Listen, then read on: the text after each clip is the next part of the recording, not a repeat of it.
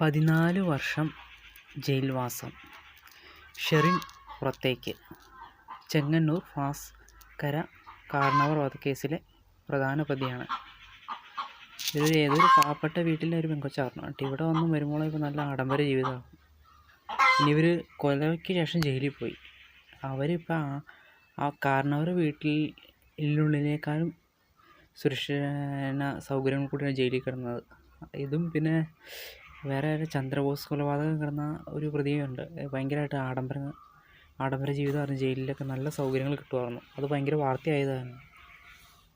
ജയിലിലാണെങ്കിലും പുറത്താണെങ്കിൽ ഒരു അല്ലല്ല ജീവിതമായിരുന്നു ജീവിച്ചുകൊണ്ടിരുന്നത്.